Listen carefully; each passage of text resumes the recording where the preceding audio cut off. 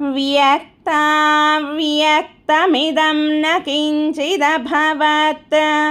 प्राक्प्राकृतप्रक्षये मायायां गुणसाम्यरुद्धविकृतौ त्वय्यागतायां लयं नो मृत्युश्च तदामृतं च समभून् नान्हो न रात्रे स्थितिः तत्रैकस्त्वमशेष्यथाखिल परानन्दप्रकाशात्मना कालकर्मगुणाश्च जीवनिवहाः विश्वं च कार्यं विभो चिल्लीलारतिमेयुषे त्वयि तदा निर्लीनतामाययुः तेषां नैव वदन्त्यसत्त्वमयि भोः शक्त्यात्मना तिष्ठतां नो चेत् किं गगनप्रसूनसदृशां भूयो भवेत् सम्भवः एवं च द्विपरार्धकालविगता वीक्षांसि सृक्षात्मिकां बिभ्राणे त्वयि चुक्षुभे त्रिभुवनी भावाय माया स्वयं मायातः खलु कालशक्तिरखिला दृष्टं स्वभावोऽपि च प्रादुर्भूय गुणान् विकास्य विदधुः तस्या सहायक्रियां माया सन्निहितो प्रविष्टवपुषा साक्षीति गीतो भवान् भेदैस्तां प्रतिबिम्बतो विविशिवान् जीवोऽपि नैवापरः कालादिप्रतिबोधिताथ भवता सञ्चोदिता च स्वयं माया सा खलु बुद्धितत्त्वमसृजद् योऽसौ महानुच्यते तत्रासौ त्रिगुणात्मकोऽपि च महान्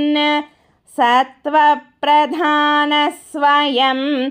जीवेऽस्मिन् खलु निर्विकल्पम् अहमित्युद्बोधनिष्पादकः चक्रेऽस्मिन् सविकल्पबोधकमहन्तत्वं महान् खल्वसौ सम्पुष्टं त्रिगुणैस्तमोतिबहुलं विष्णो भवत्प्रेरणात् सोऽहं च त्रिगुणक्रमात् त्रिविधताम् आसाद्य वैकारिको भूयस्तैजसतामसाविति भवन् आद्येन सत्त्वात्मना देवानिन्द्रियमानिनोकृत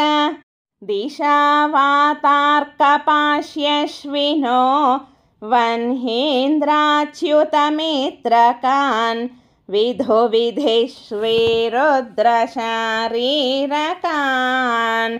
भूमन्मानसबुद्ध्यहङ्कृतिमिलच्चित्ताख्यवृत्त्यन्वितं तच्चान्तःकरणं विभो तव बलात् सत्त्वांश एवासृजत्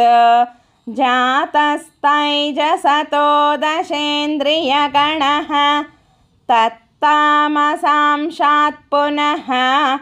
तन्मात्रं नभसो मरुत्पुरपते शब्दो जनित्वद्बलात् शब्दाद्व्योम ततः ससर्जित विभो स्पर्शं ततो मारुतं तस्माद्रूपमतो महोऽथ च रसं तोयं च गन्धं महीम् एवं माधव पूर्वपूर्वकलनात् आद्याद्यधर्मान्वितं भूतग्राममिमं त्वमेव भगवन् प्राकाशयस्तामसात् एते भूतगणास्तथेन्द्रियगणाः देवाश्च जाताः पृथक् नो शेकुर्भुवनाण्डनिर्मितविधौ देवैरमीभिस्तदा त्वं नानाविधसूक्तिभिर्नुतगुणः तत्त्वान्यमोऽन्याविशन्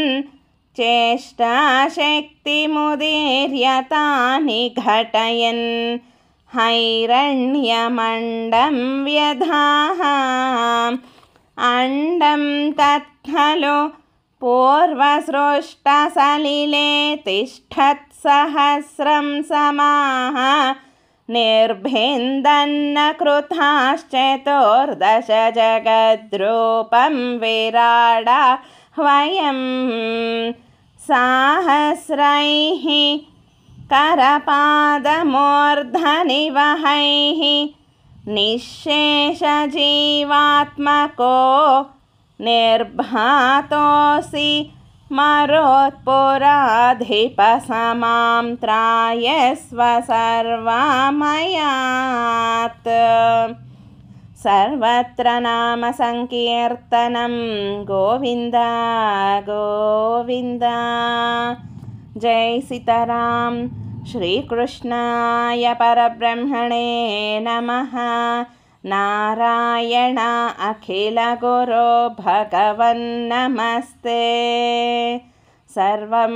श्रीकृष्णार्पणमस्तु।